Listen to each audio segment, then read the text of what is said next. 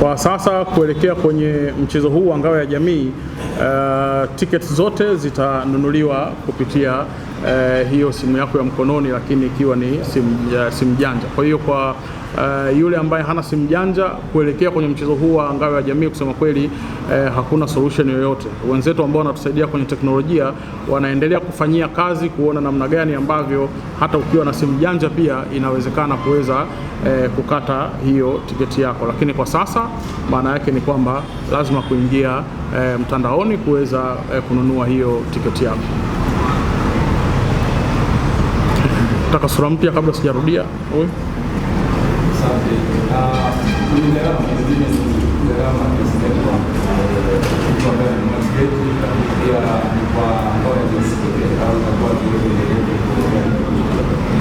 Gharama kwa maana ipi? Wakati unanunua tiketi, labda kuna makato yote ambayo yanahusika kwenye mfumo.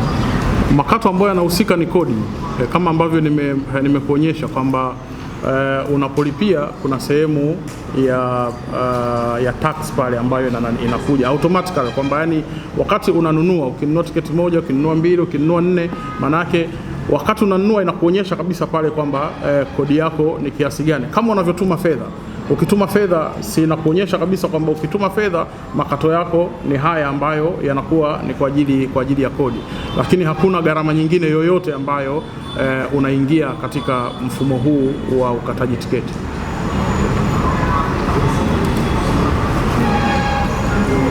Sawa.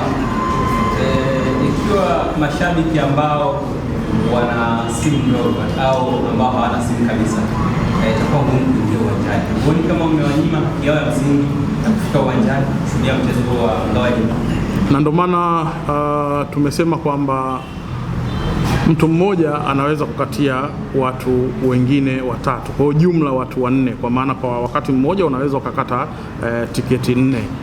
Ukaandika tu kwamba huyu ni fulani, huyu ni fulani, huyu ni fulani, huyu ni fulani, ukampatia tiketi yake akaingia uwanjani.